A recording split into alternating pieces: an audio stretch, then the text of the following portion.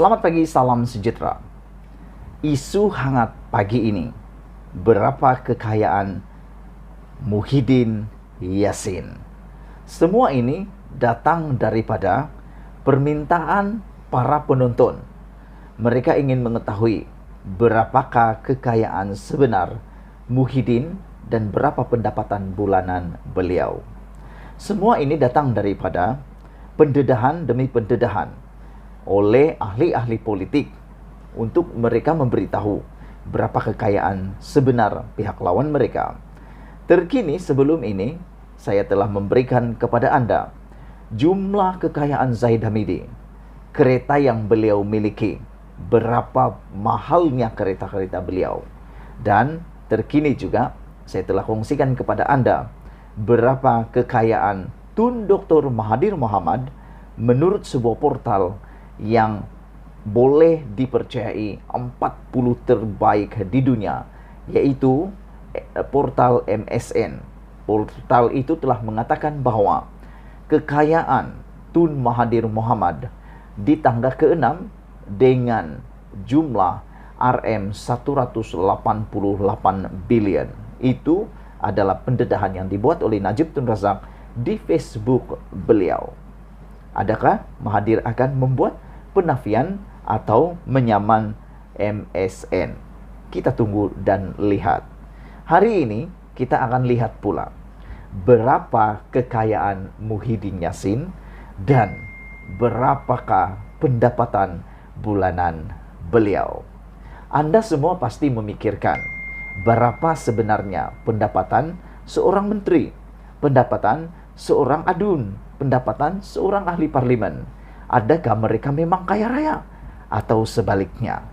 Hari ini saya ingin memberikan perkongsian kepada Anda semua daripada My Metro, berapakah pendapatan bulanan Muhyiddin dan ahli-ahli parlimen yang lain. Kita senaraikan berapa pendapatan tersebut. Tapi sebelum itu, di akhir nanti kita akan tahu berapa pendapatan kekayaan Muhyiddin. Kita mula daripada orang-orang biasa dulu. Di tempat yang kedua, ataupun orang yang pertama yang kita mau perkenalkan adalah ahli parlimen, Menteri Wilayah Persekutuan pada waktu dulu, Tan Sri Anwar Musa, dengan pendapatan bulanan berapa? Agak-agak berapa? Sekarang kau tunjukkan. Sila type sekarang, bagikan komen. Berapa? Salah. Pendapatan bulanan menurut portal ini dan semua maklumat ini sebenarnya diperoleh daripada portal pengisytiharan harta di SPRM. Anwar Musa, pendapatan bulanannya adalah sebanyak 87.877 ringgit dan 20 sen. Ini adalah maklumat yang sahih, boleh diperoleh daripada portal pendapatan di SPRM. Jadi bermaksud memang ini yang didaftarkan, yang tidak didaftarkan kita tidak tahu.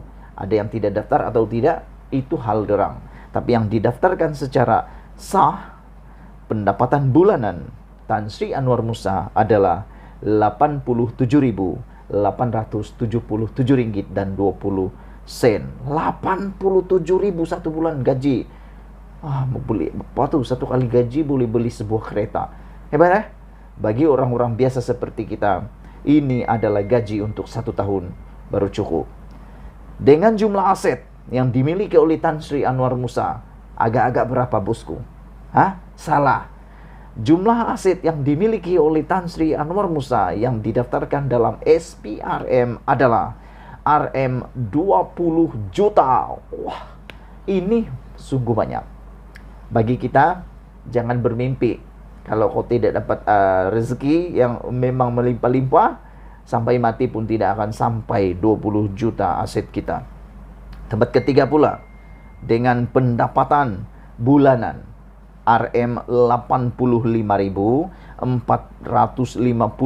sebulan, dengan jumlah aset terkumpul adalah kurang dari 20 juta.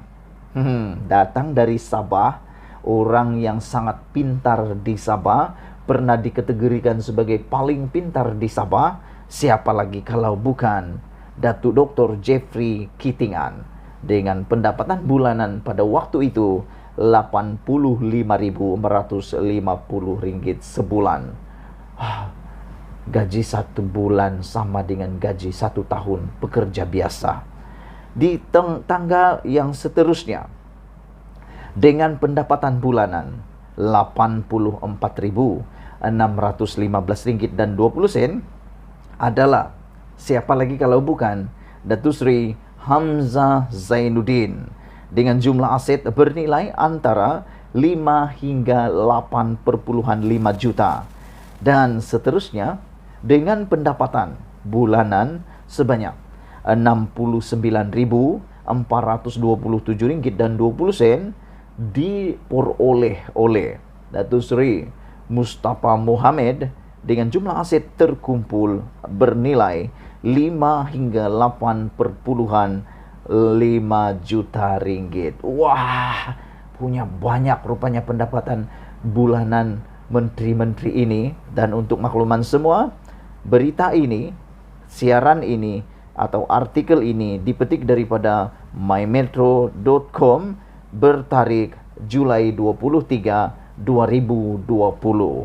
Seterusnya, pendapatan yang seterusnya adalah 5 lagi anggota pentadbiran kerajaan mencatat pendapatan bulanan tertinggi mengikut turutan ke-6 hingga ke-10 adalah Menteri Perdagangan Antarabangsa dan Industri Datuk Seri Mohamed Azmin Ali.